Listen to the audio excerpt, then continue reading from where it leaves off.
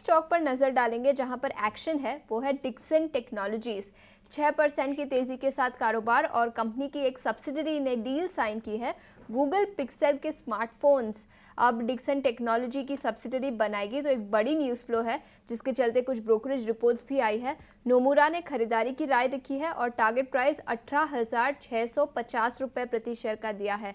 तो बड़ी खबर, बड़ा ब्रोकरेज रिपोर्ट जिसके चलते स्टॉक में करीब 5.5 से 6% की तेजी आज दिखी है।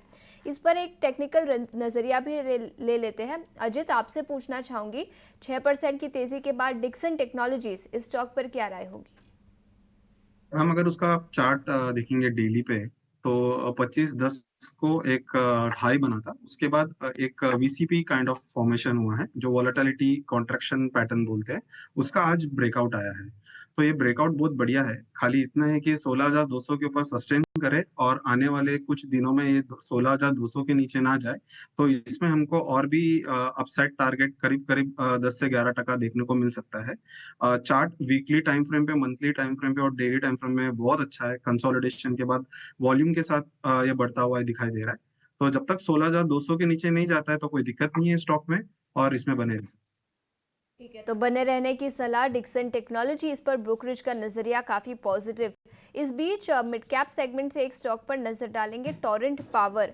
करीब 5.5% की तेजी के साथ निफ्टी मिड कैप 100 से इंडेक्स के टॉप गेनर्स में शामिल है।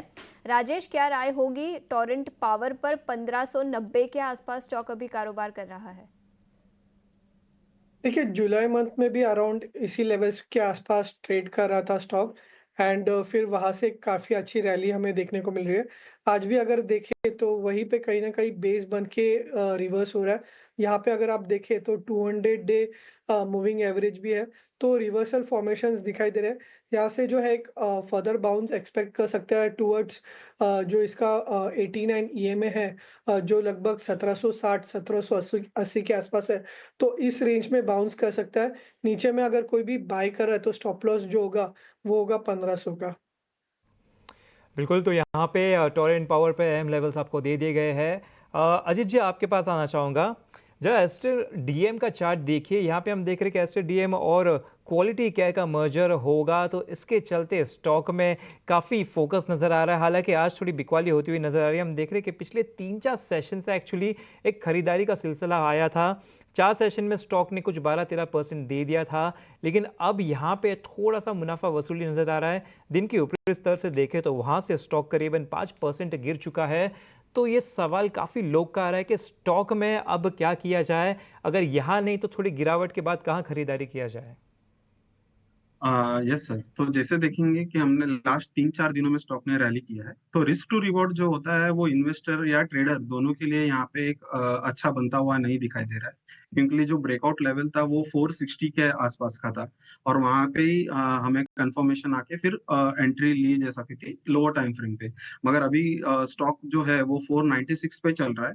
तो रिस्क रिवॉर्ड रेशियो ट्रेडर के लिए अच्छा नहीं है। अगर यही हम वीकली चार्ट टाइम फ्रेम पे देखें, तो इसमें आरएसआई में जो है वो थोड़ा डाइवर्जेंस बनता हुआ दिखाई दे रहा है। बुलिश मार्केट में ये नेगेटिव डाइवर्जेंस एक करेक्शन का आपको संकेत देता है, ट्रेंड रिवर्सल का भी फिलहाल संकेत नहीं है, ये रेगुलर डाइवर्जेंस है।